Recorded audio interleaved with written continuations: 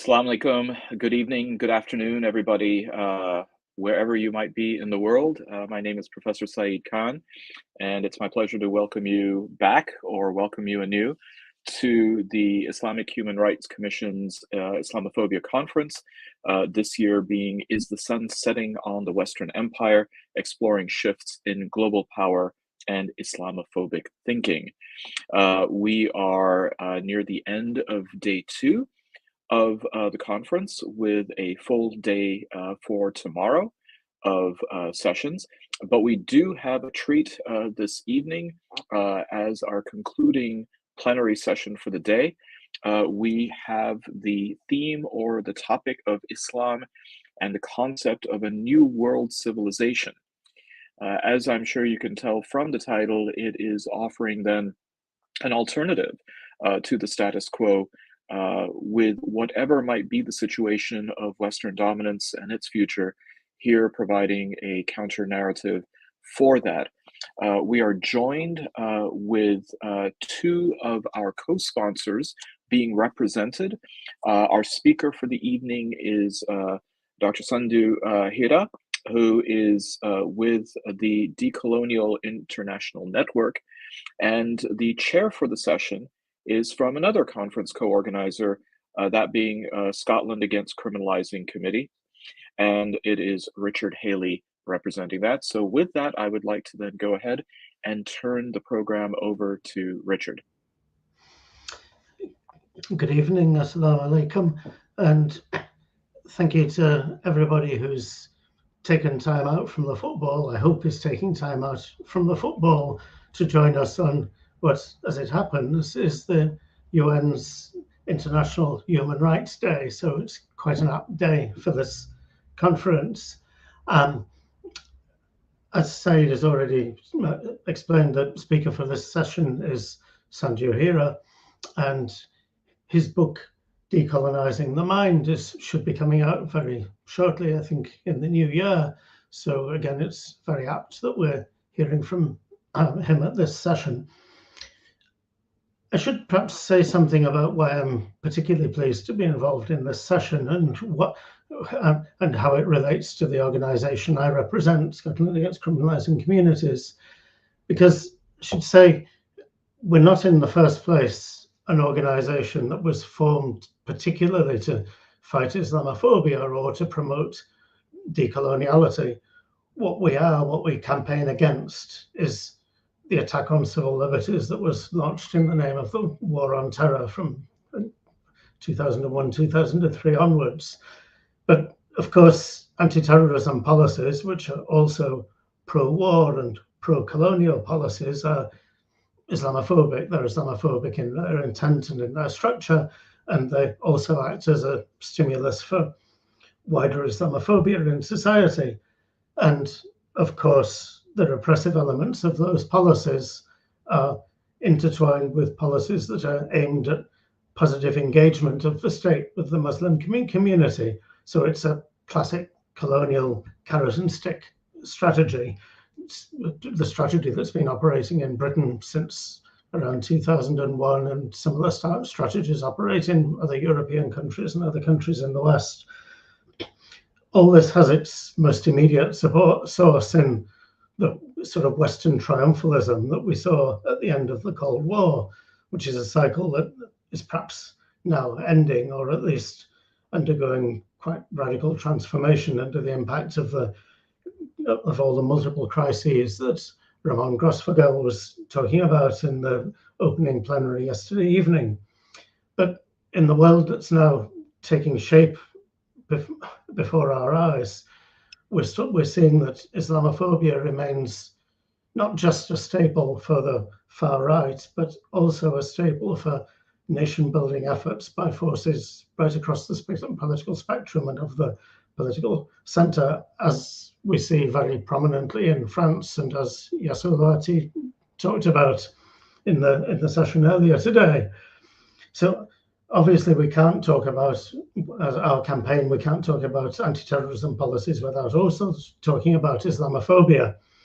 But what we find when we engage with the democratic structures of the state is that we're expected to do the mirror image of that. we're expected to talk about Islamophobia without talking about state repression, or at least without disrupting the polite convention that anything we say about that will be just quietly ignored. But if that's what we do, if that's the framing of the issue that we go along with, what we all end up with as is nothing more than ginger groups that engage with liberal elements of Western states to improve the state's engagement with Muslim communities, to help the state counter Islamophobic trends in society that were triggered by state policy in the first place, but that the state may see as irritants and counterproductive. So we need to do the opposite of that. We need to engage with the whole of society and with social movements to build resistance to reactionary states. And we need to engage with Muslims and other communities to help develop a decolonial outlook.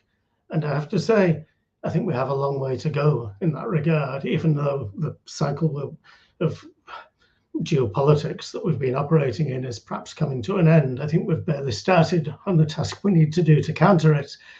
And that's where Sandew's analysis, I think, is so important. But just before I hand over to him, I'd like to remind everybody listening that you can put your questions for Sandew in the comments section. And please, we really do need to stimulate a dialogue about this. So shout out to the audience, and a shout out through our time machine to people who may be watching this after the event via the recordings. Sandew, over to you. Thank you very much, Richard and Saeed. Thank you, IHRC, and obviously all the organizations involved. Assalamu alaikum to the audience, everybody listening in. I'm going to develop a narrative about how to view Islamophobia within the context of the concept of a world civilization.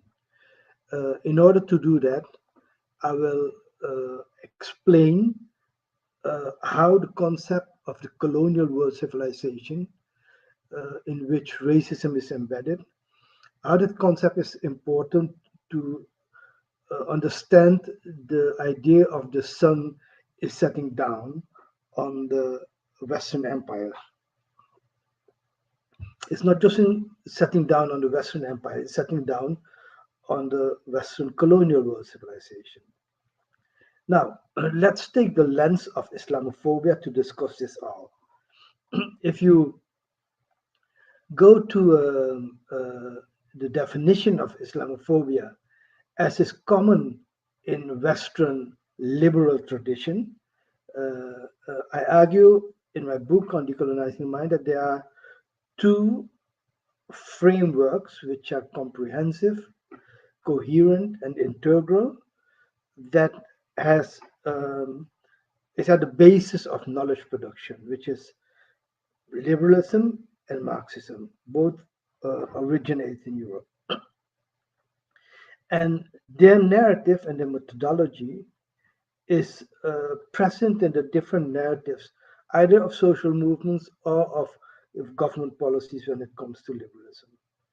Now, in a report on the Human Rights Council's two authors, Imran Awan and Dr. Irene Sempi, they are the special rapporteurs on freedom of religion. They have a definition of Islamophobia that is rooted in the liberal tradition. The definition is that Islamophobia is a fear, prejudice, and hatred of Muslims or non-Muslims individuals, which is strange in the definition of Islamophobia, that leads to provocation, hostility, and intolerance by means of threatening, harassment, abuse, incitement, and intimidation of Muslims and non-Muslims, both on the offline and online world, motivated by institutional, ideological, political, and religious hostility that transcends into structural and cultural racism, which targets the symbols and markers of being a Muslim. Now, this is the definition. If you look carefully at the definition, it is a weird definition because it's the hatred of Muslim or non-Muslims. So Islamophobia also a prejudice against, or let's say, the indigenous people in Abya, Latin America, as it is called in the old days. So it is just an idea of lumping things together, which is often a characteristic in so-called liberal sciences and even in social movements. Then the second thing is that um, it locates Islamophobia in psychology and therefore is ahistorical. It doesn't take the history of Islamophobia into account. How did it came about? Because if you do that, you wouldn't define it as a psychological problem. You would define it as an institutional problem. And even they mention here institutions that use, this psychological concept. It doesn't make it institutional. I'll explain later why. And the second critique is the policy and practical implication of the definition is insufficient. Why? Because psychological analysis ends in policies against hate crime, in which the government is playing a big role. It's not the social movement. The social movement can help people, bringing complaints about Islamophobia, and then it's up to the government whether they prosecute or not. And that is a very limited policy of fighting Islamophobia, because you don't find the institutional framework with it. You fight the expression of the most extremist things where people get hit or insulted, etc. Now, I define Islamophobia as part of racism, and I define racism as a global system of economic, political, social, and cultural institutions. You see, I talk about four dimensions: economic, structures, political, social, and cultural institutions that organize the relations between human beings on the basis of superiority and inferiority. I will develop the argument that there are three forms of racism: theological, biological, and cultural racism, and locate Islamophobia in the third form of cultural racism. But cultural racism, you can't divorce it from the previous one, theological and biological racism, because it is a result of a history of the Western colonial civilization. If you don't understand that history, you don't understand Islamophobia as a form of cultural racism. And as you see, if we talk about racism or Islamophobia, my definition is not based on psychology, but on the concept of inferiority, superiority. It is institutionalized. Which institutional arrangement are there that promote this notion of inferiority, superiority through the economic, political, social, and cultural institutions? That is the framework of colonial world civilization. Now, let's talk about the first form of racism that came about with Spanish colonialism. And it was codified in Christian theology. I go in extensive in my book on a debate which was organized in 1550 by the church, the Catholic Church, because of the big tensions that were arising in Abya. Abya is a name which indigenous people give to what Europeans call America. And the indigenous people are dying at a high rate with brutal exploitation. And there were a school of thought within, obviously the leading thinkers were theologians. Science didn't exist at that time, so it was Christian theologists who were the scientists of that time. And there was a school led by Bartolomé de las Casas, who argued that the treatment of the indigenous people should be less severe, and it should stop the decline of the population. It should be less brutal, and less violent, while another school within Latin America argued no, we should keep this in order to be able to have the economic exploitation that was going on in different parts, both in the agriculture and in the mining of gold and silver.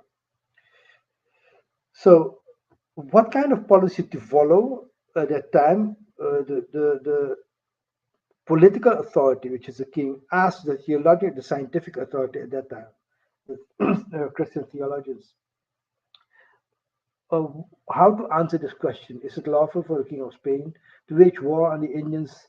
That's how they called the indigenous people, before preaching the faith to them in order to subject them to his rule, so that afterwards they may be more easily instructed in the faith. So the purpose is how to subject them. Is it by war or is it by peaceful means? And subjection is not only political and economic, but also cultural in terms of the faith. Now, the argument that Sepulveda brought forward was basically saying Christians are superior because of their religion is superior, and the indigenous people are barbarians. That's the core argument, the civilized against the uncivilized. And then it was not just civilized, uncivilized people, it was creatures, even human beings who have a soul or not, and who are, if you're not Christian, you're of a lower species. And the arguments they develop there, why is it, is they go to the Bible and they go to arguments which theologians with high authority at that time, like St. Augustine, and even Aristotle is not a theologian, but a philosopher they respected much. And they brought those arguments from the Bible back and forth to argue that, as Sepulveda said, that the Christians are superior and indigenous people are barbarian. And Las Casas said, look, they are indeed not as highly developed as we, but also Christians can behave like barbarians. But at the end of the day, we should teach the indigenous people the word of God by peaceful means. Now, why is this discussion so important? Because the structure of the argument was to be held for the next 500 years until now, which is the West has a superior economic, political, social, and cultural system. The West has a duty to Christianize and Christian the heathens, to civilize the uncivilized, and war is a just mean to achieve that end. The war in Afghanistan was argued with liberating the women, civilizing the barbarians.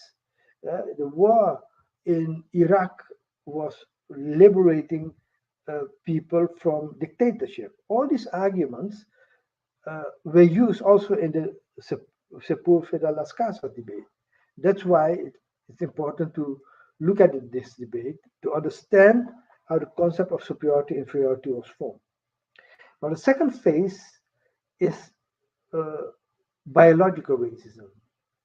So, theological racism was between, let's say, 1500 and 1650. In 1650, you get the rise of science, philosophy, natural sciences, a big struggle within Europe between Christian theology and science, and philosophers were at the forefront of that struggle and argued that knowledge isn't derived from the Bible, but from observation and reasoning.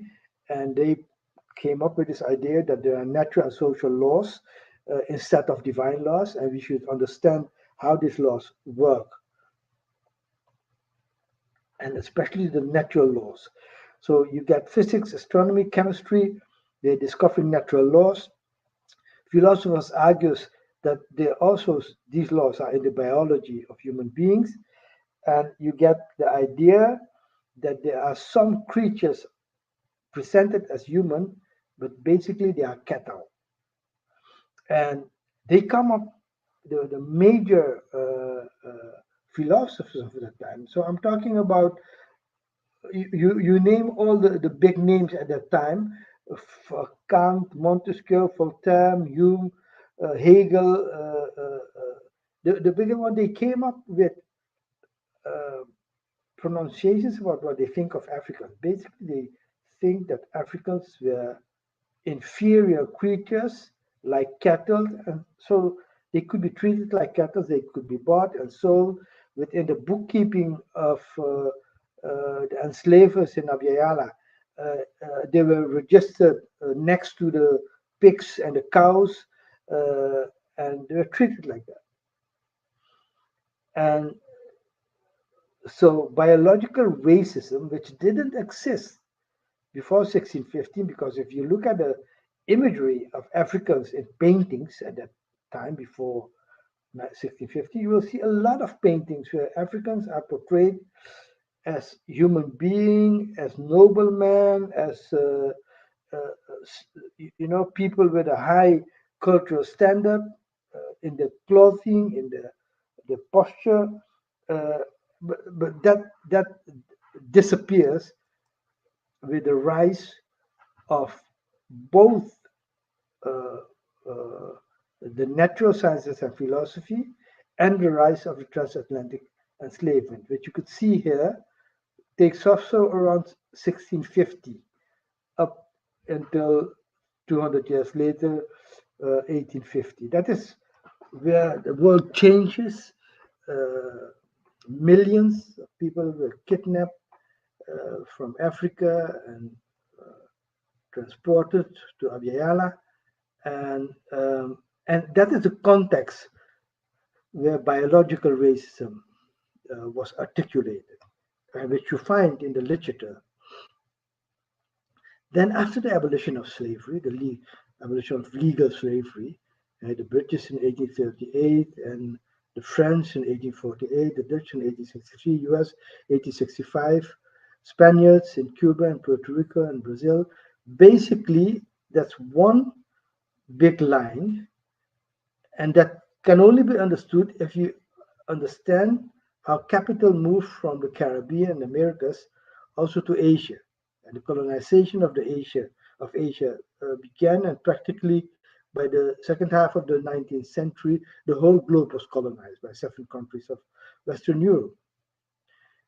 And those were old civilizations, where even in the West, they were regarded somehow, the Asian civilizations, as well-developed civilizations with the sculpture, with scientific knowledge, and obviously they were, in respect to Western civilization, less developed, but it was acknowledged that these civilizations were there, and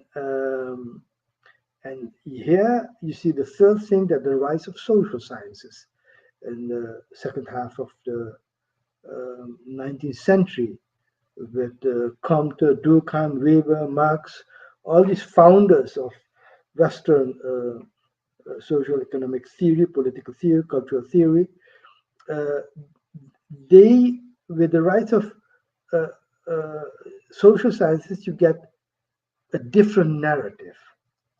The narrative is not about superior and inferior creatures, biological inferiority, but about all human beings are biologically equal, but not all cultures are equal. There are superior and inferior cultures. So superiority, inferiority is not argued from theology, neither from natural science and philosophy, but from culture.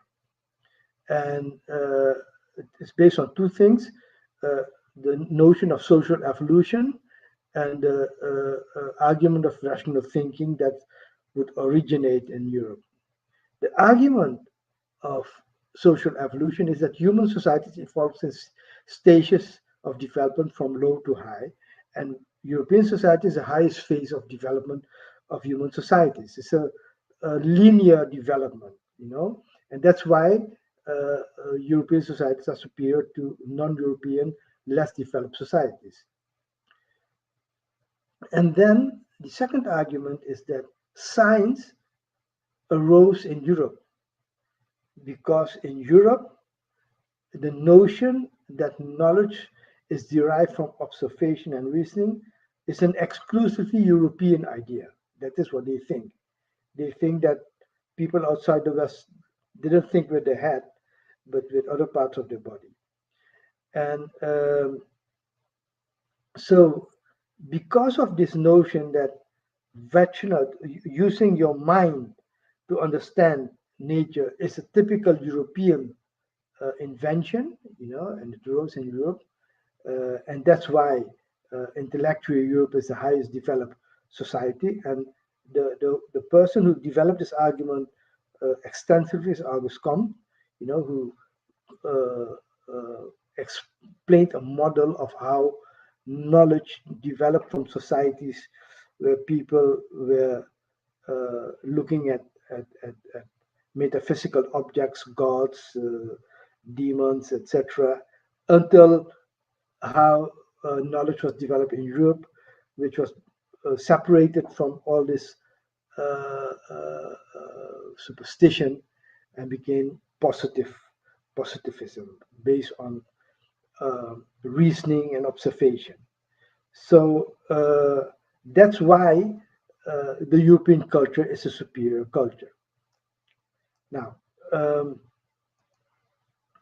so if we talk about Islamophobia as, let's say, the idea of inferior culture didn't arise in the last few decades.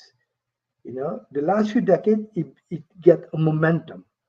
But it should be located within the third phase of development of racism, which is cultural racism. And the last few decades, it got expressed in the term clash of civilizations, popularized by Huntington, but obviously all his disciples from Fukuyama till Farid Zakaria. They basically take this notion of clash of civilization to argue the inferiority of Western and non-Western civilizations. Now, if this is your analysis of Islamophobia, then what is the response to Islamophobia? One is a theoretical response, and the theoretical response, in my view, has not been developed. There's a lot of development in terms of hate crime and what to do and rules, regulation, prevent, and all these things. That's very good, and that is fine. But my argument, which I would go for in the coming years, is that we should regard Islam as part of the decolonial narrative. Why? Because what I argue in my book is there was, before Western civilization, there was scientific development. There were many civilizations thinking about what is the best and just economic system. What's the best political structure to administer, govern a society? What's the best, way of organizing human relations, and even human relations and nature? What's the best way to develop knowledge and knowledge production? How is it expressed in material and immaterial culture? Many civilizations have produced ideas about this. And the weakness of the decolonial movement now is that it has been growing. It's a new movement, a few decades old, compared to liberalism and Marxism, which have a history of 300 to 200 years. The decolonial movement is very young, and there's a lot of contribution made on epistemology and on social theory, but let's say on economic theory, on political theory, even on cultural theory. A lot of it is philosophy and social relations. My argument is that we should move towards a new theoretical framework for decolonial theory. And that framework should take into account where the decolonial movement comes from. It comes from, first, the decline, the fall of the West and the rise of the rest. it comes from the collapse of the socialist bloc and the demise of Marxism, so that people looking for another a theory of liberation looks now beyond Marxism. And it's propelled by the crisis in Western civilization, about the identity of what is Western civilization and what's it based on. So I argue that we need a comprehensive, coherent, and integral theoretical framework for decolonial theory. What does it mean to be comprehensive? It means that it produces concepts for the most important dimensions of society. First, of world history. How is our world history of a different view than the world history by Marxism and liberalism? I argue that they have a unilinear view of world history. I would argue that we should have a spider web idea of world history, which is precursor, that society went into different directions, and for us it's important to understand these directions, irrespective of how you characterize them. It's not unilinear. Look at economic theory. So we in liberalism, it's just the market and private capital and capitalism. In Marxism is central planned economy. It didn't work, neither in China nor in the Soviet Union. So what if the capitalist economy doesn't work and the planned economy doesn't work? What contribution can decolonial theory make on economic theory?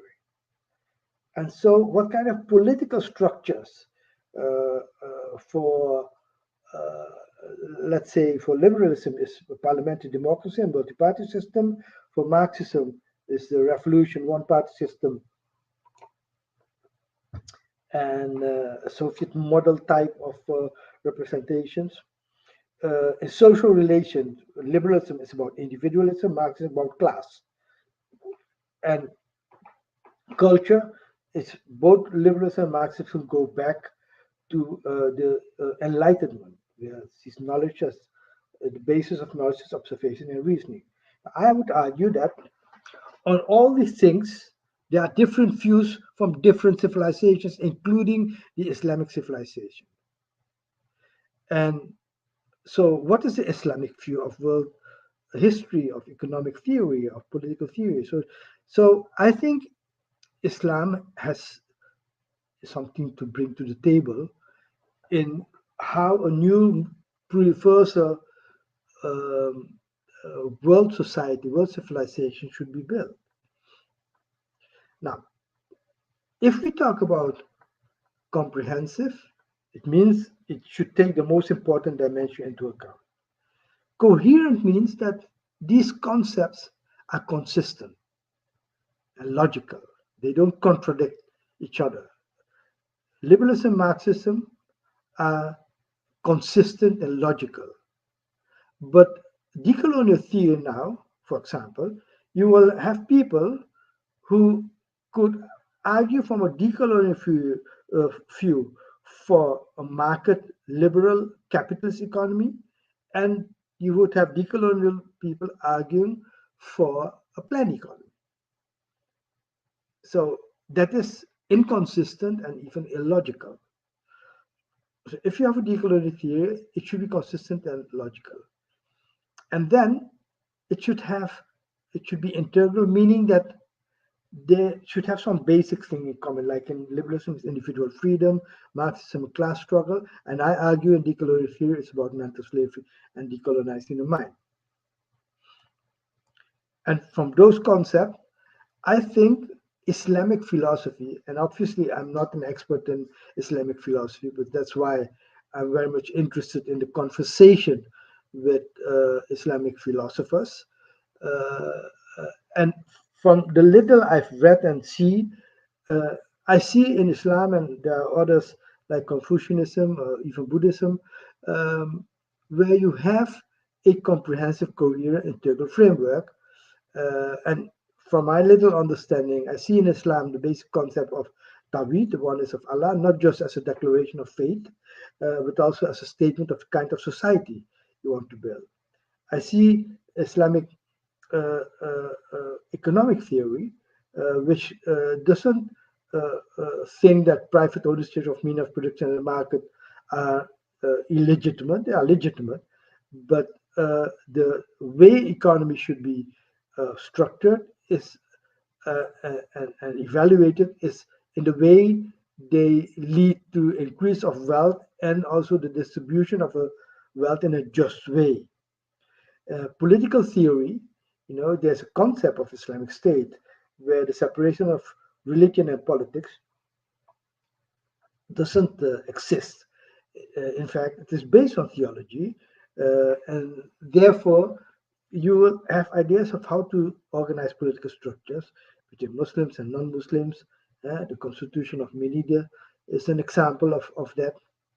And in cultural theory, it is very much about how to organize culture in a moral way that combines individual growth with social responsibility. I guess Islamic experts can bring much more to the table than this, as Buddhists, Confucianists, whatever you have in the different civilizations as narratives. And from there, we could start a conversation, I think, where the struggle of Islamophobia is about bringing something to the table for a new world civilization. And I think we are now at a pivotal moment in world history with the war in Ukraine, which is the result of long-term developments in geopolitics, long-term developments both in China, Russia, Western Asia, Latin America, so these long-term development is something we should look into, and it expresses itself in the new economic power relations that have been emerging the last few decades, the new institutional organizations like the BRICS and the Shanghai Cooperation Organization, which are institutions that sooner or later might replace the United Nations, in my view. We're heading for a new political world order, we have a new economic world order, we have a new cultural world order, which goes into the concept of civilization. Now, my argument is that the knowledge production from a decolonial view is based not only on observation and reasoning. There are other sources of knowledge, social knowledge, innate knowledge, freedom, for example, is not something you learn. Everybody is born with this idea of freedom. But imagination is also a form of knowledge, creativity. So I argue now, if you take 50 years, 1920 to 1917, and you see what changes have occurred. In fact, 1914. In 1914, the empires of Europe, Europe was based on emperors, Germany, Austria, the Ottoman Sultanate. In 1914, nobody thought that within 4 years they would disappear. And within 4 years, the world would change because of the Russian Revolution dramatically. And 1970, we can't imagine the magnitude of those changes, because most of us might have been born, after that period, especially the younger generation. But 1970 to 1920, also 50 years, we are still in it, and there are massive changes. The internet didn't exist in 1970. Social media didn't exist in 1970. China wasn't world economic greatest power in 1970. The Soviet Union existed in 1970. It would dissolve in 1990, 20 years later. The world has changed dramatically. So why do you think that in the next coming 15 years, 50 years, the world will look like it is now, like it looks now? And in my view, if you put out your imagination, I would argue, given the geopolitics, that 15 years from now, the state of Israel will not exist. The United Nations will be dissolved, replaced by new orders. If a nuclear war doesn't annihilate the planet, then the United States will be like Spain 50 years from now. In 1650, if you ask a person in Mexico City what the name was of the Spanish king, they would know it because Spain was the imperial power. Now, 15 years from now, America will not be an imperial power, and an average person wouldn't even remember the name of the president of the United States, just as now you don't know the name of the president of Spain. So, yes, there are great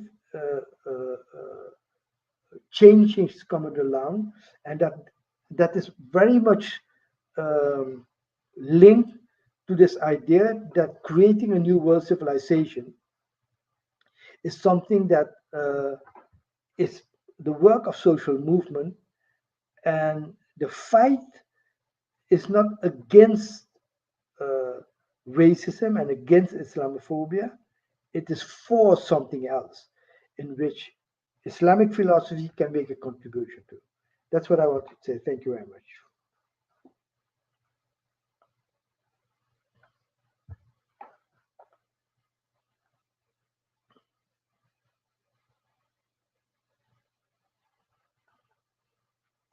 Excuse me, and for being so succinct, which means, I just realised I'm not sure my mic was unmuted when I started talking, but I'll continue in any case.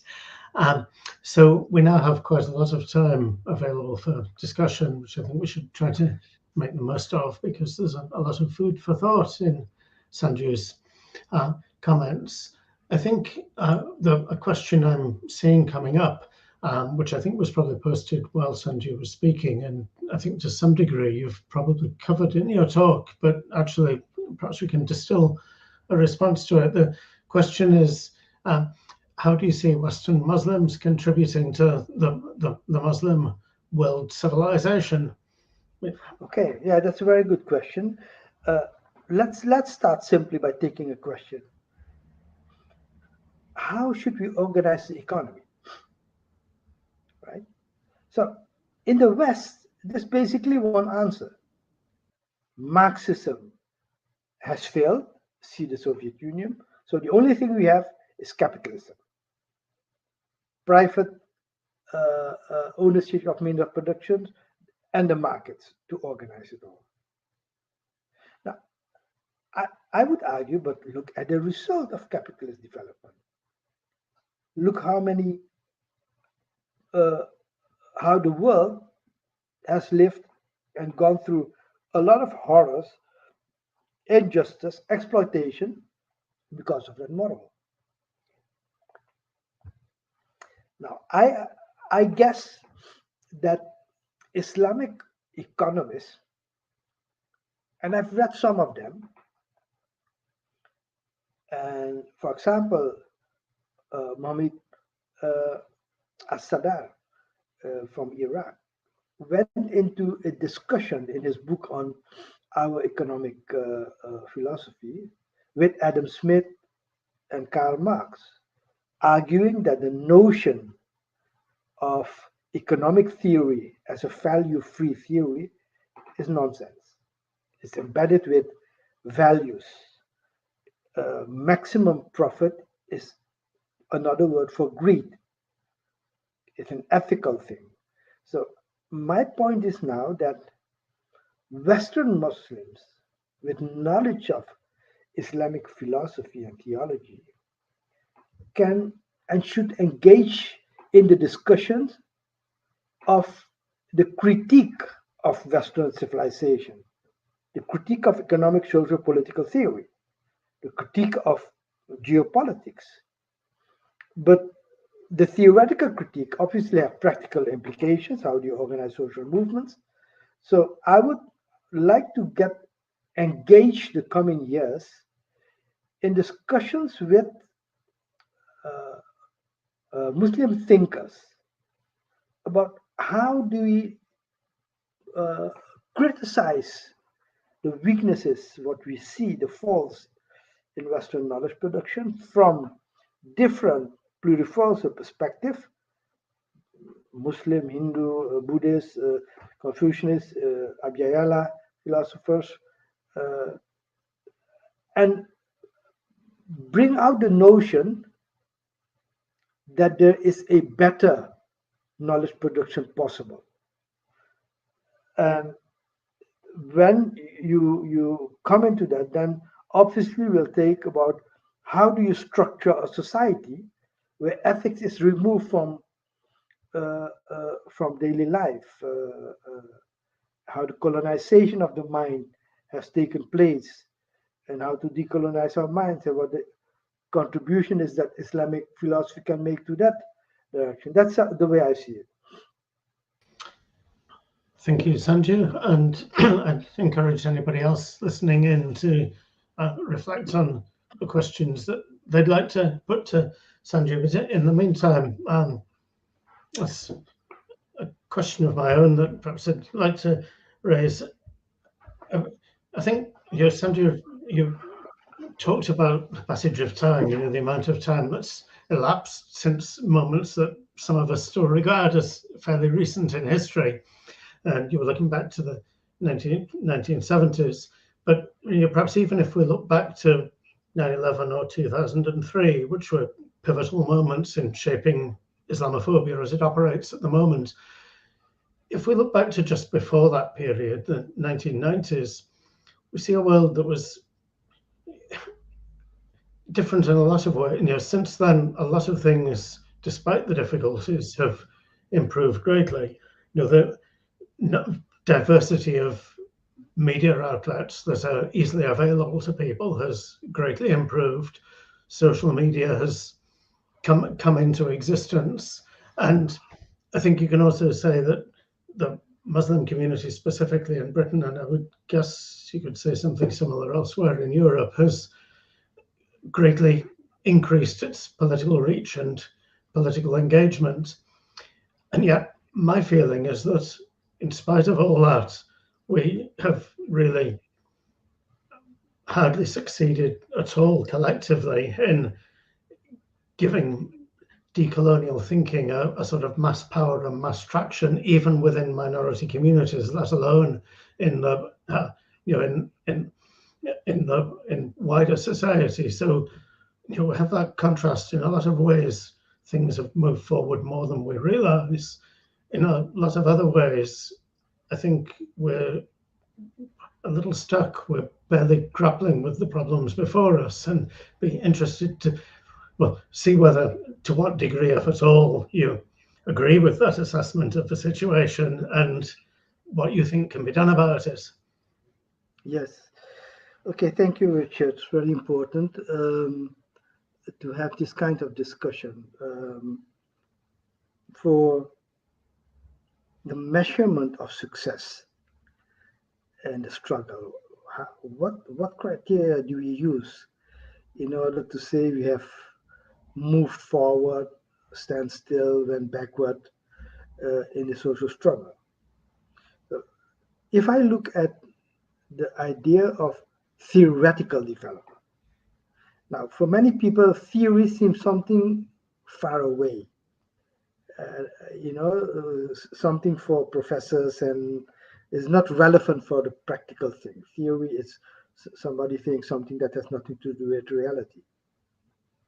But obviously, that's far from true, because a lot of practical everyday things is based on theory.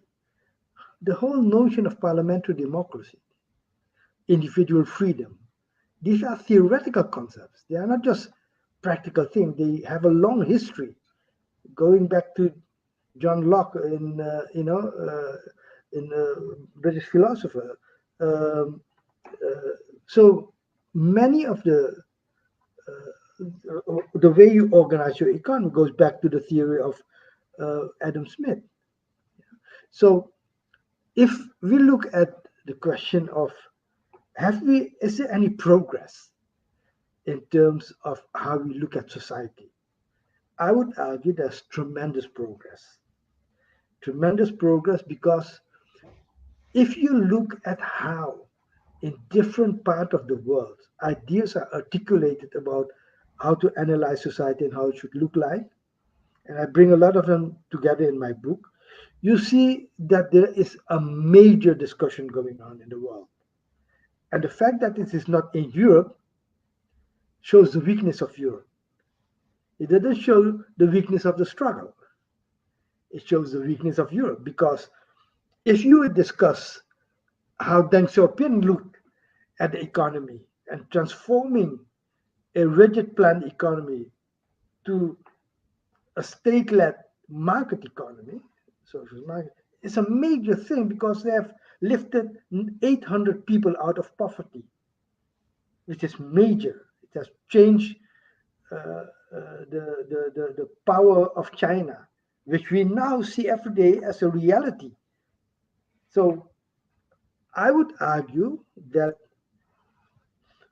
looking at criteria, one of the things which is a weakness in Europe now is that the decolonial movement theoretically has made a lot of improvement around the world, but it is not part of the regular discussion. Let's say ecology, the ecological movement. I call it the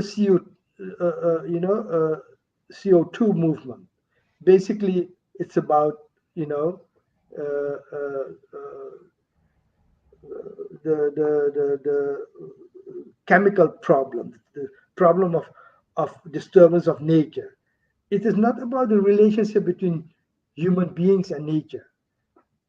And about that, there's a lot of theories of, even in Islam, there's theories about the relationship between human beings and nature, and obviously in all other cultures. So my view is that if you are stuck within the European context, you don't see that a lot of things are changing for the good in the world.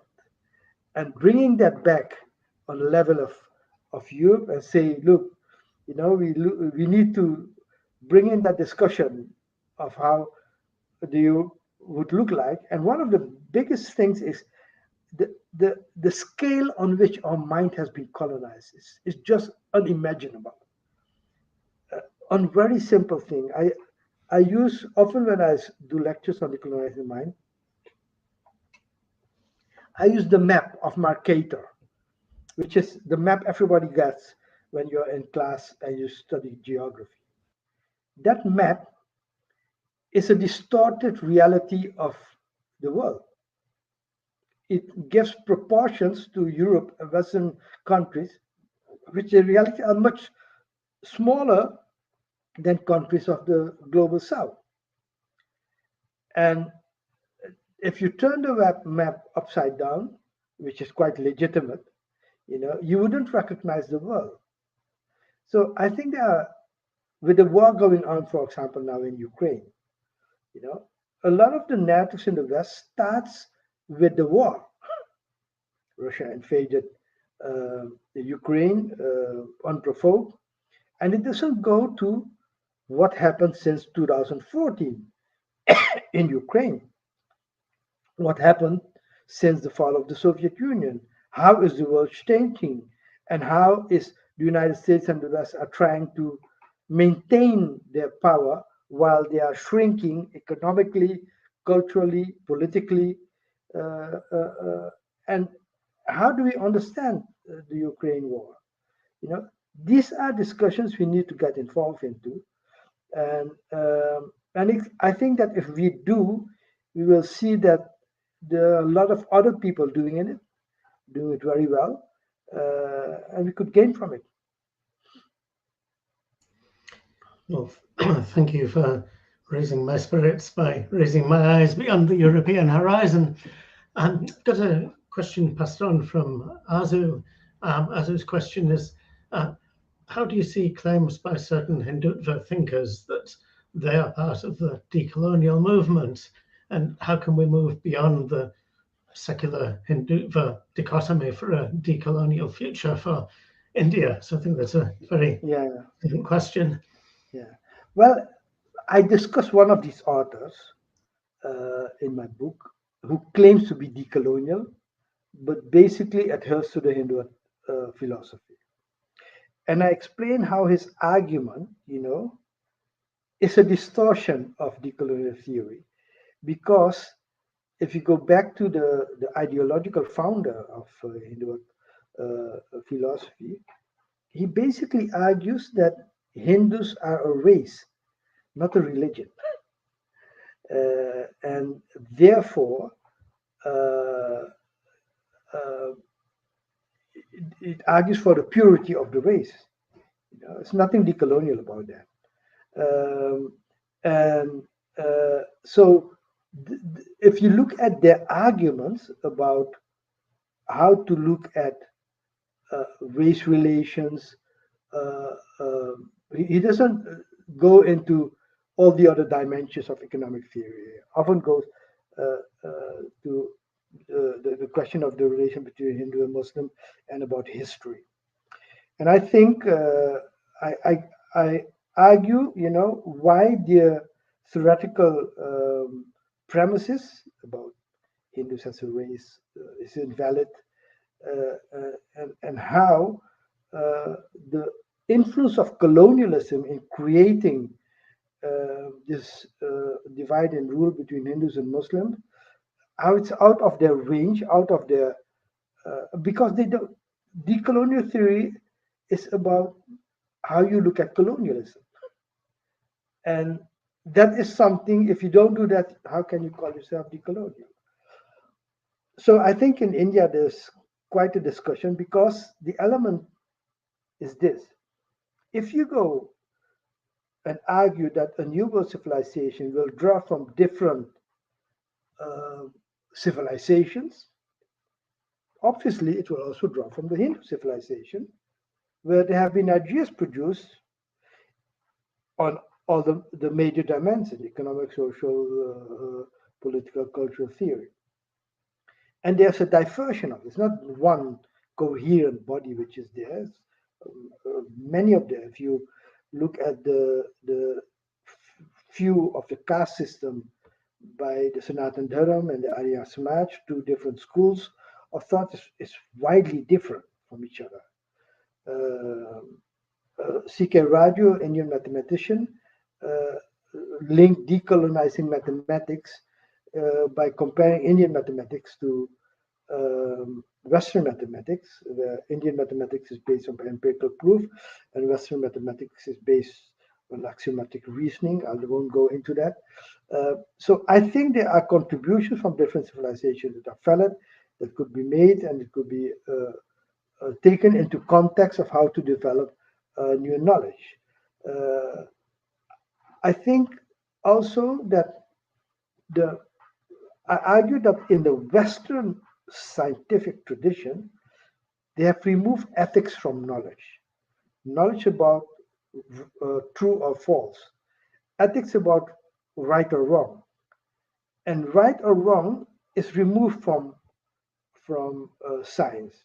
But in social science, where you talk about human beings, it's shoved under the carpet. It's there, and if you peel it out, you find the ethics there.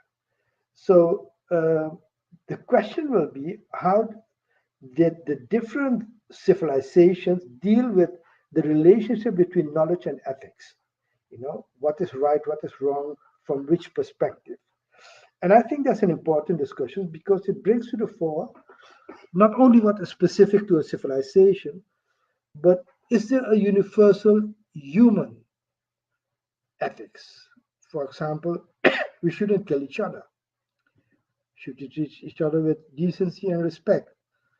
Is love a basis of relationship between human beings? These are concepts which have been floating around in different civilizations, have been removed in Western social theory. So my point is, yes, uh, you will have the Hinduat school that tries to give a decolonial flavor to Hinduism, but I think there are many more other which don't do that and still try to look at Hinduism as a sort of inspiration for new world civilization. Thank you, Sandew. Possibly just developing Azu's question a little bit. If you having a conversation like this in Europe among progressive people in perhaps the 1920s would have been speaking in a world where the nominally secular independence movement in India drew quite a lot of thinking and inspiration from Hindu culture. So at that time, it would have seemed quite natural to talk about decoloniality in relation to Hindu culture, ethics, and religion, but also present, overlapping at that time, were Hindu thinkers, which are now really hegemonic in India, or nearly hegemonic, I would say. So I don't know how far you see a prospect for you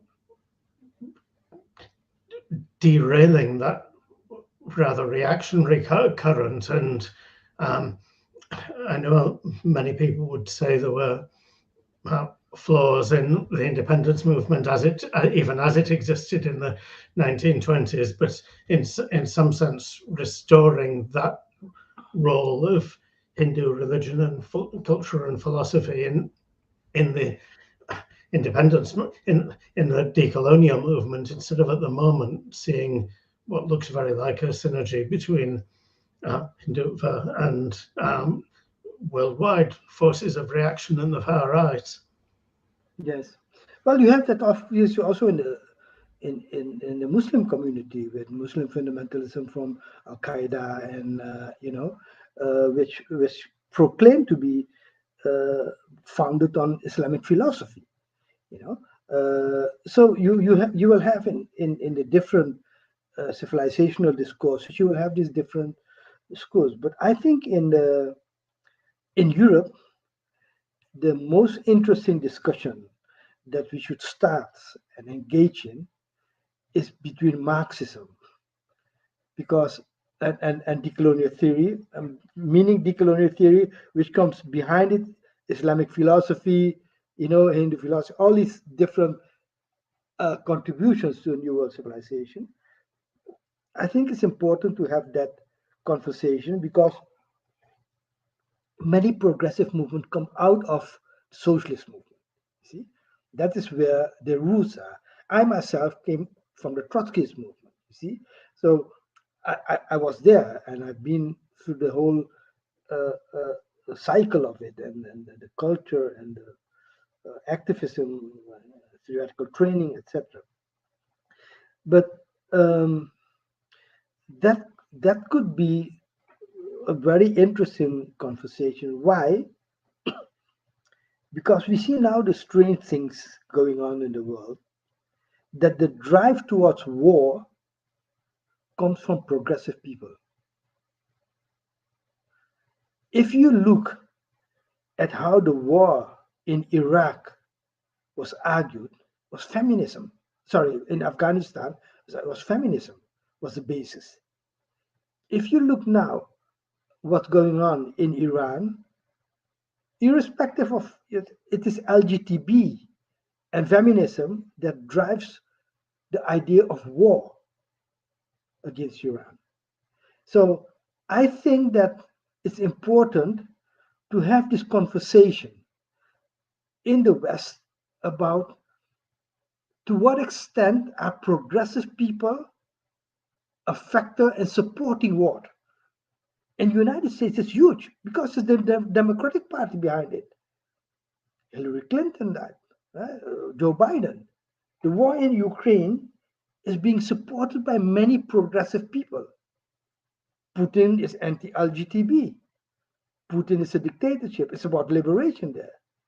And I think the idea of creating a new world civilization requires a critical conversation between decolonial movement. For me, decolonial movement is wider than the secular part of it. And that's why I want to include in the decolonial movement those contributions which comes from non-secular sources. You see? Now, I see a question: how do you see national struggles in the current time? Are they repeating the mistakes or interwar? Are they at risk of reproducing chauvinist nationalism? Yes, that's true. The risks are there, but the national struggle from the 50s is from a completely different nature than the struggle that's going on now between the West and countries in the non-West. India is independent. Many African nations are independent. So there's not a national liberation struggle going on in South Africa now. Liberating South Africa from what? Politically. It's an economic struggle, how to have economic liberation and what are the mechanisms there in modern world geopolitics. So I think that the narratives that were there of the national liberation movements before World War II and even shortly after that, a few decades after that, one of the important contributions that were there is about the question of mental liberation. How and many of the national liberation fighters and thinkers have devoted time and energy to this issue of how to liberate people mentally from where they are. That is, I think, very well much on the agenda. But now we have different terms for this: knowledge production, culture, etc. So yes, I think these are the kind of discussion we need for how does the struggle now, if you compare it to the struggles of the national liberation, where are the differences? What can we learn from the successes and the mistakes? And how do we go forward with those insights? Thank you. And I think, as you say, it's very striking the degree of support there is for war among people that would identify as being progressive or on the left. I think that's something we can come back to later. And I think we should probably also come back to the wider question of the relationship between decoloniality as a framework for thought and the frameworks for thinking of around socialism and the left. But there's a question from Said that perhaps we could come to first. And Said asks, I can understand if you were to regard China as offering an incomplete civilizational model as opposed to Islam, as you've postulated, but as Said says you've postulated, but will there be the patience for a comprehensive system, and will China and both prevent the Islamic model from taking hold? There's quite a lot wrapped up in that question. When I was writing the book, I saw how little I knew from the different civilizations, because the more you read, the more you think, oh God, there's so much there, which, I'm not an expert in, obviously, and people have been doing that. Take China, for example. There are very interesting Chinese intellectuals now engaging in discussions with the West. Shang Weiwei from Fudan University is one of them. Eric Lee is an entrepreneur, studied in Berkeley, comes with insight. Xi Jinping wrote a book, about what to learn from Confucius and ancient Chinese philosophers. He takes their work, looks at the concept they produce, and how is it relevant for a new Chinese civilization, which he calls, and how is it blended with Marxism. So they are looking at it. Shang Weiwei calls China a civilizational state. That's the concept, that's the title of a book he wrote. And that is where he argues that there is a continuity of 2000 years in the basic notions in Confucius of a harmonious society, which is different than the class concept of class struggle, and the role of the ruler in creating harmony and prosperity. Um, so going back then to Deng Xiaoping's theoretical framework, that you know it is about results and not about theoretical positions of what system is best or not.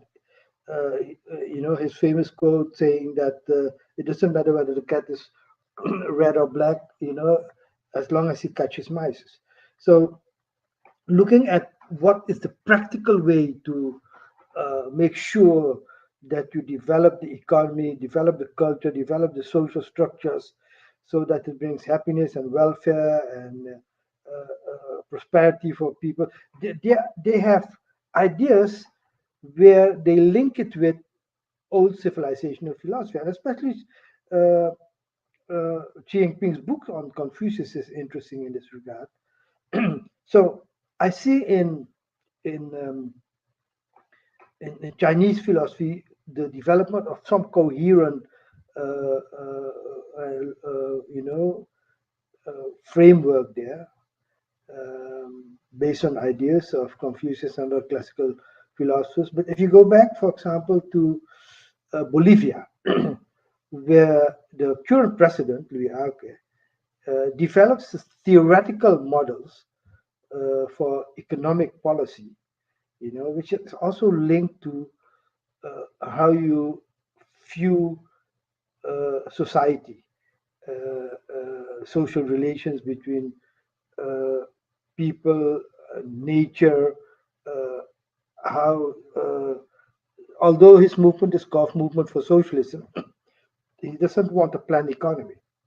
He has different ways in how the state could intervene in the economy. So I think that from different traditions, and I guess even from the Hindu tradition, Islamic tradition, there's a whole literature on Buddhist economic theory where Buddhism, produce concept of how to structure, organize an economy. So I think yes, um, I guess Islam. What I've seen about very interesting conversations, Ali Shariati, for example, in his critique of Marxism and other works, it's interesting to see their contribution and their conversation with Marxism. And that interchange because of the idea of secularist versus non-secularist things, because of that idea, uh, there was never a real conversation between Marxism and, let's say, religious philosophers. It came in the Christian liberation theology in Latin America, where there were priests, discussing Marxism. But in general, I would say that that discussion was not there. And I think if we could create a climate in Europe where we have these discussions with the progressive people who are fighting with us on Islamophobia, but they are inspired by other philosophies, that's something we should do and create this culture that it's okay to have differences of opinion because it's not the end, but it's the road which is important because we don't know where the end is. Thank you. And still encourage people listening in to submit questions. I think this is a really stimulating discussion, and it's important that we get some input from that. I have to say, what I've been seeing is a fair amount of spam on the comment section, which has now been blocked. But the really human beings maybe listening into this be thinking about the contributions that they'd like to make to this discussion. In the meantime, just going back a bit to the points you've been making about the relationship to decolonial thinking to Marxist thinking. I know that in your work, perhaps this is simplifying it a little bit, you highlight decolonization and freedom from mental slavery as engines and change, and contrast that with the Marxist concept of class struggle as an engine for change. But of course, underlying that, well, adjacent to the concept of mass struggle and of class struggle in Marxism is the concept of history shaped by material conditions and class struggle in relation to those material conditions, which gives at least the potential for some attempt at objectivity in the way Marxists proceed to examine the world. Now, I think a feature of the world at the moment is a lot of ideas are on the loose. Many of them are rewarmings of rather reactionary ideas, but a lot of ideas are on the loose, and they command a lot of allegiance amongst people. And so we see a certain amount of kind of political and ideological chaos that tends to cause people to dig into positions that become unproductive. So, it's kind of necessary that we root political discussion in something that can be tested in the world rather than the resonance that it has in people's heads. Now, I know, again, in your own work, you emphasize a scientific approach to the issue of decolonialism. So I'd really like to take us to how we might, Marxism, at least in the eyes of Marxists, has the merit of rooting political discussion in conditions that are shared by everybody, and in which you can at least aspire to obtain some sort of consensus about how to proceed. Now, I was wondering if you could talk about how you could situate your approach to decoloniality in that kind of approach that seeks some kind of objective scientific test in the world. Okay, thank you. I think first we'll have to deal with the culture of people digging in and shouting each other, not listening, not exchanges of arguments. And I think that once you have a conversation where you can have fundamental disagreements on certain things and yet try to figure out, are there still elements of agreement that are possible? Let's take the concept of historical materialism from Marxism. In the book I deal with the idea which a Russian Marxist, Plekhanov, has introduced about the role of the individual in changing history. Very nice essay which he wrote, but with the argument is basically history is shaped by historical laws. The basis of the historical laws are the way the productive forces, meaning the economy and technology environment, develop. So it goes without saying that if that's the historical law, where does the law bring you? Obviously, it brings you, at the end of the day, to socialism. Now, if we would have a discussion like this, wouldn't we have a discussion on the argument of how do you test a theory? Which is a critique that a liberal philosopher, Popper, had of Marx. Was basically saying that you formulate theories that cannot be tested empirically. There are other problems with Popper, which I won't go into it, I go into it in the book. But at one point he is right, saying that the Marxist theory need to be validated empirically. Is it true that that is where history goes? How do you explain the demise of the Soviet Union? How do you explain Deng Xiaoping's reversal of capitalist the central planning and the introduction of socialist market economy? And does historical materialism mean that we are subject to historical law? So what impact can we have? Why do we fight? If it's the history that drives us, we don't have own idea. We can't change history by ourselves. These are valid discussions to be taken, and we might have difference on it. And then again, I say, despite these differences, we could say, look, but we will work together on Islamophobia, on hate crime, on all these other things. And that doesn't prevent us from having the other discussions where we have disagreements on.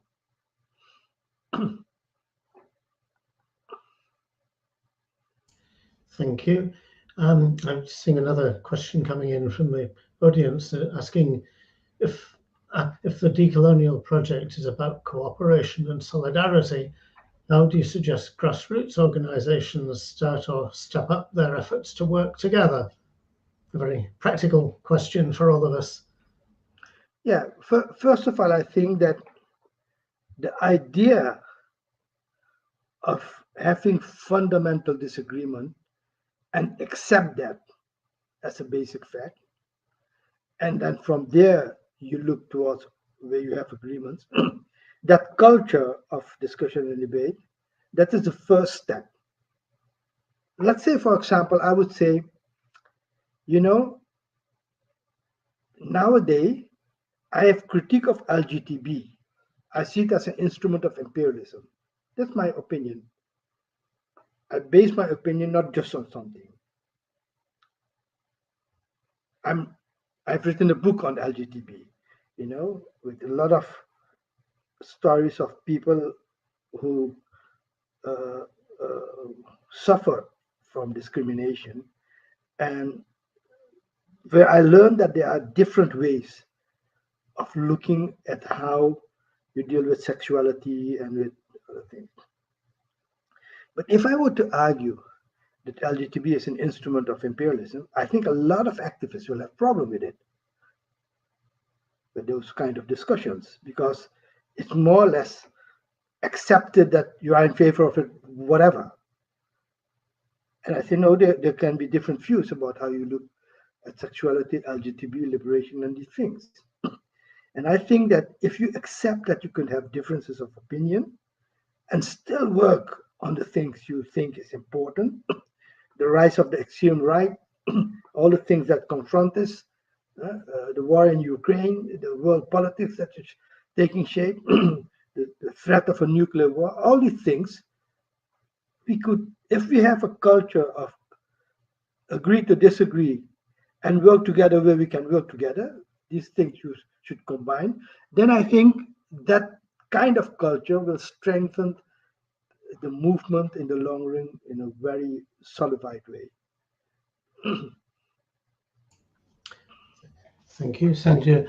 And I think perhaps while we're waiting for some more questions to come in from the audience, it's perhaps worth making an attempt to make explicit the connections between this discussion that we're having and the talk Ramon Grosfoguel gave in the opening plenary and some of the other discussions we've had today. Now, Ramon was talking about multiple crises that are now breaking up on the world. The crisis of neoliberalism, the crisis of a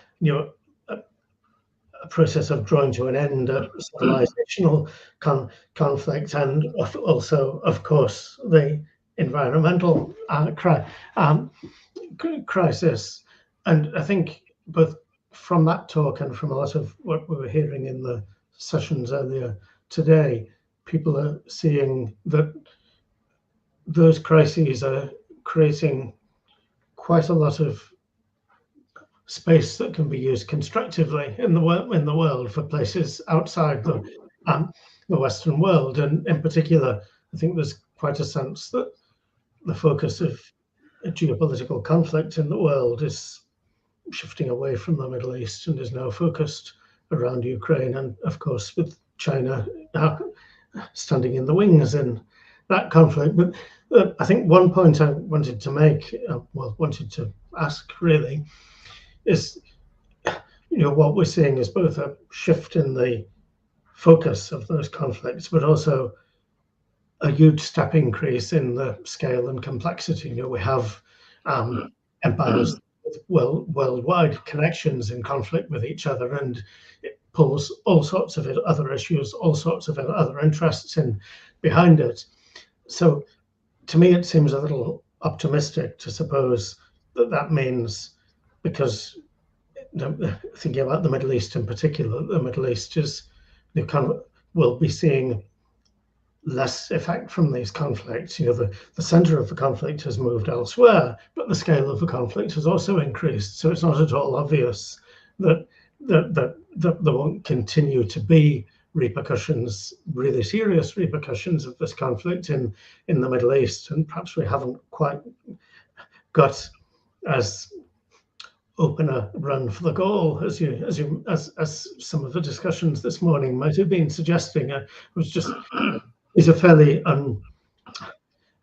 unthought out reactions of my own to today's thoughts. And I just wondered if you had some reactions of your own as well. Yes.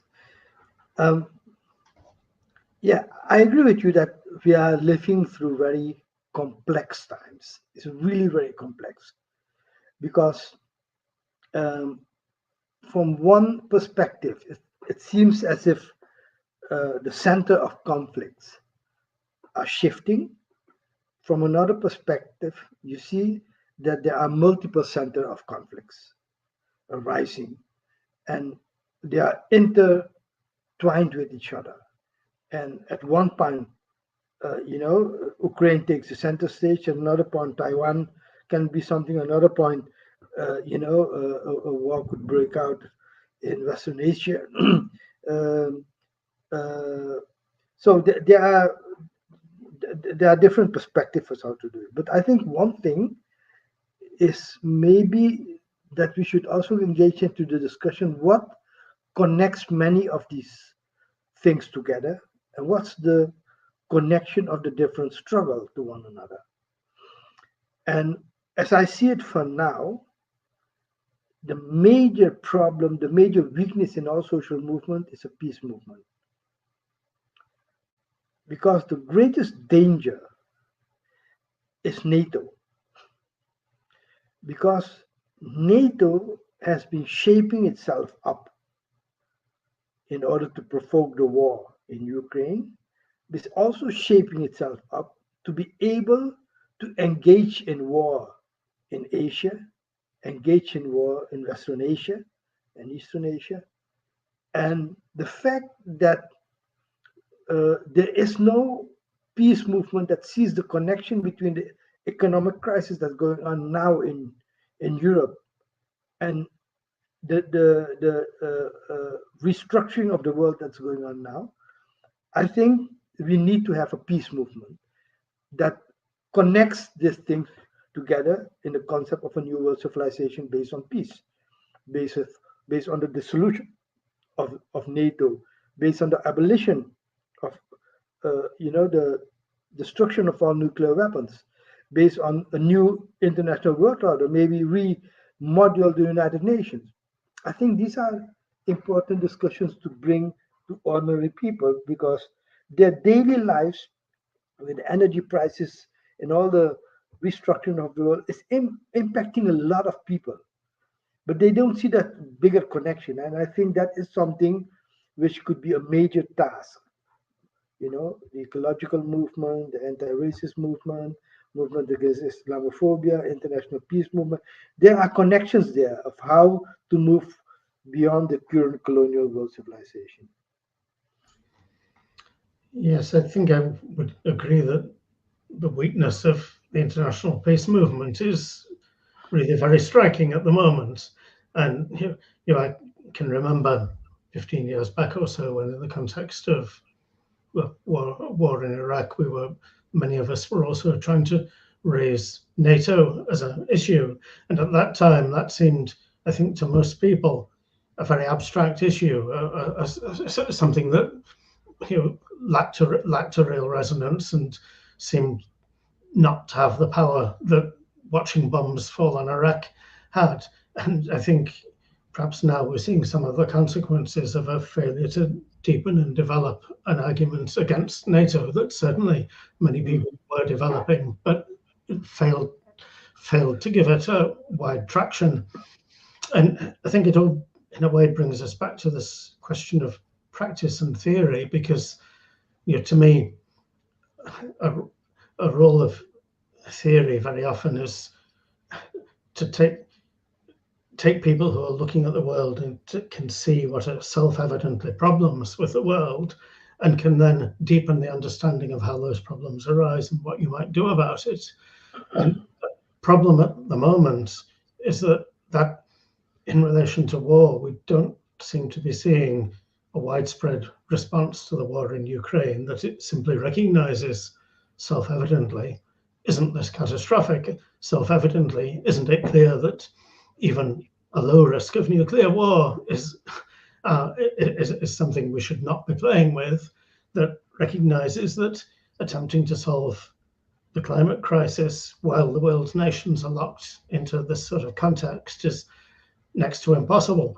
But instead we see even those sections of the left and of the Marxist left that I think are taking, a very correct and respectable position in opposition to the war. What I see is that they start out as if one needs to develop a careful theoretical analysis in order to decide whether to be against the war or not. Now, to me, that stands the role of theory on its head. In any ethical approach to human affairs, you walk down the street, and if you see someone homeless, you don't need a Marxist or Islamic or any other theoretical system to explain to you why that's wrong. You see that it's wrong, and you then need a theoretical framework to understand how that's created by society and what you might do about it. So I think there's a real disappointing absence of a gut reaction to war at the moment, and I don't know if, really following up from what you've already said, you have anything to add? The thing is, I'm by nature an optimistic person. I'm not sure, but I always think that progress, I think Mao Zedong said it, the road to victory is, full of defeats. So if we can see the larger picture of progress in humanity, then yes, we have a lot of battles, some we win, some we lose. But in the larger framework, there is a decline of imperial power, evidently. You see, that is something to be very optimistic about. The US and Europe are not what they used to be 50 years ago. So the world is changing in a good way, but it's changing with a lot of dangerous elements in the change. And those dangerous elements, in my view, is all-out war, between Russia, China, and the West. And we are in the midst of the economic dimension of that war. And people don't see that war is going on and the West is losing. You see it in your day. If you go to the supermarket, you see how you're losing. You don't make that connection, but it is there, you see. So I think that one of the biggest tasks is educational for us in the coming years ahead, explaining to people that you need a peace movement. You need to see how the media functions. You need to see how the colonization of the mind works. You need to see how you can liberate yourself by having the ability to listen to different views of people, you see. So I'm basically optimistic. Thank you. Yes, and I think one of the perhaps immediate and urgent needs is that the fight back against cost of living crisis in Britain and elsewhere in Europe becomes linked to a peace movement, because we're seeing in Britain in particular there's a tendency for people involved in that struggle to see any attribution of blame on the war as being somehow a soft option and letting the government off the hook. And I think that's a mistaken strategy, and it's really important to join up the fight that is occurring, will inevitably occur again. When people have their backs against the wall, they fight. So there will be a fight against the cost of living, and there's a need to join that up with a peace movement, as you were saying. I think the other, aside from war, the other big crisis facing us all, of course, is the environmental crisis. I think it's very natural to see a relationship between that and decolonialism, because after all, what are the powers? What are the world civilization that's created this crisis? But I wonder if you could explore a little more the way that decolonial approach and intervention in social movements might be used to give some traction to the fight to slow or mitigate climate change, which is another area where I think there's a lack of political traction, and there's a need to bring to the table any framework for thinking that could be useful in doing that. Yeah, I think in the ecological movement, the link between colonialism and ecology is not on the agenda yet, because they don't see colonialism as an element that created the environmental problems we have now here. They don't see that link. They see the link between technology and the economic crisis. So they see how technology has created, climate change, and the problems with technology is how to create a more ecologic friendly technology. So it's based on that concept, you see, and then it attacks the government for not acting fast enough and not doing the investments, etc., which is needed in the technological department. There is a tendency within the ecological movement that looks at behavior of people, in terms of how does your individual behavior contribute to the environmental problems. The food you eat, veganism, the way you travel, etc., which is okay. But in my view, there also needs to be a discussion on the relationship between humans and nature. So that discussion is not there, because that's seen as a kind of abstract philosophical discussion with no practical implications.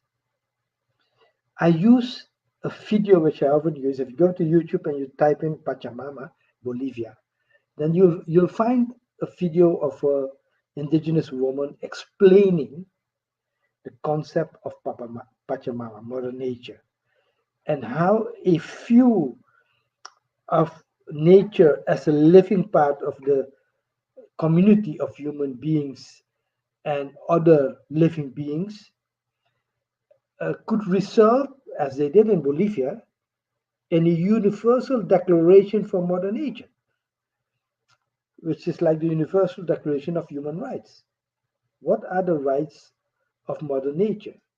So if you bring in colonialism to ecology, you will discuss things like how have the view on nature changed because of Western knowledge production, where nature becomes instrumental in economic structures. It's just an instrument.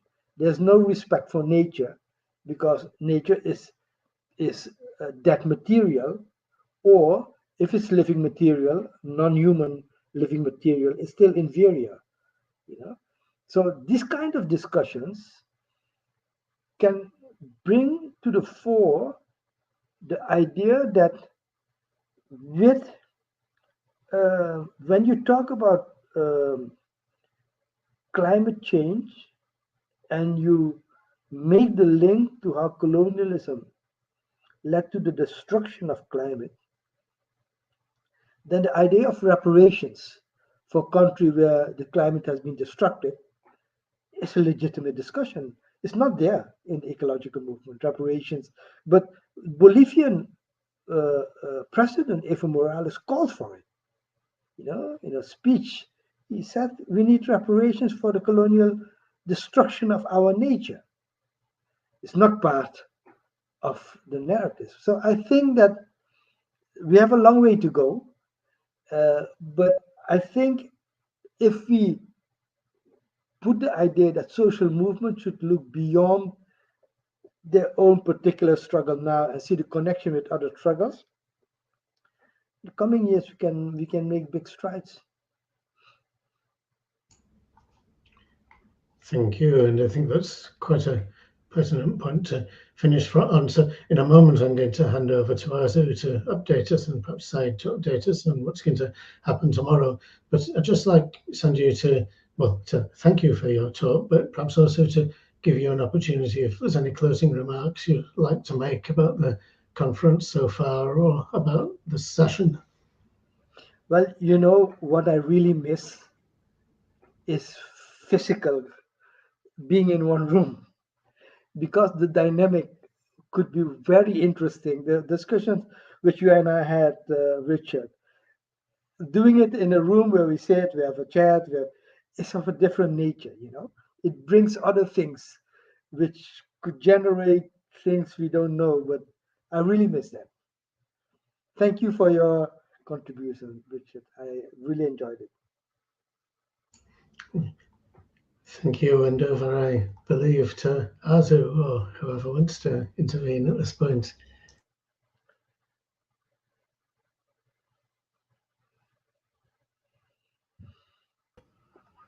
Said, do you want to make any comments or reflections before I wrap up, give the housekeeping for tomorrow? From me? Mm-hmm. Well, first of all, I just want to thank Sandew and Richard for, just really such a vibrant discussion, and also thank you for the questions that came in. I think one of the things that oftentimes the academics get accused of is problematizing things to death without necessarily offering prescriptives. And I think Sandew actually was able to provide a prescriptive. It doesn't have to be something that everyone is able to have a clear picture or even see where it's going. But I think that your description of 50-year models was so helpful for two reasons. One is, especially as a historian, seeing these defined arcs of time. And the other, of course, being that it really then fits into, for example, a non-Western sense of time. We are so wedded, particularly in the era of the corporate, to 90-day cycles or even less, or in the United States, not just perpetual war, but perpetual electoral war. We're always having an election and always a campaign. So seeing things in these 50-year blocks is just really, really important. So thank you for that. Certainly something that I'll be thinking about in being able to think about something beyond my own lifespan remaining. I don't delude myself into thinking I'm going to live to 106. I'm not the Queen Mum, but the idea that it then leaves us to pass the torch to someone else is also part of that continuity that's so critical. So thank you again for that. And Arzu, back to you. Thank you, Said, and thank you, Sandew and Richard. It's been a real pleasure and an honor, as always, to listen to you and to listen to this conversation. I really want to thank Decolonial International Network and Scotland Against Criminalising Communities. This is the 9th such Islamophobia conference that we've had. And although actually Dean is not such an old organization, but the networks and the organizational structures before Dean are actually the impetus for the conference. So the first IHRC and SACC conference 9 years ago was actually as part of that movement. And I think it's gone from strength to strength year in, year out, despite the pandemic, despite all sorts of, how shall we describe it, not friendly critiques from very powerful media and policy figures. That said, I think it's so important that we keep up with this type of event and conversation. As we mentioned, this is the end of day of today's sessions and plenaries, but we will be back again tomorrow for 2 more sessions. We start at 11:30 UK time, and our panel in the morning is Ending Tribalism and Hypernationalism Within the Ummah. The speakers include Cyrus McGoldrick, Hakima Sogaibiria, Mohammed Marandi, Afroz Fatima Zaidi, Peter Obon, Iman al-Bahnasawi, and Tasneem Chopra. We will be taking a short break at 1:35 UK time, and coming back roughly 1:45 UK time with our last session of the conference called Creating or Recapturing Islamic Ontologies for Understanding the Situation and Transformation. And among the speakers, then there will be Imam Muhammad al-Asi, Bilal Ware, Muhyiddin Abdul Qadir, Muhammad Nihad, and Ahmed Farouk Unsal. We've got, again, a very international selection of panelists and participants, and inshallah we will be carrying on this conversation. As you will see, tomorrow's program is more about the kind of future-looking actions we can take and narratives that can be developed. And I think, Sandew, thank you for really setting that agenda for that conversation this evening, not just for tomorrow, but hopefully for years to come. With that, thank you very much for everybody watching. To all our friends, let's keep the conversation going. To those not so friendly, it's not too late. You're welcome. And inshallah, we'll see you all tomorrow. Assalamu alaikum.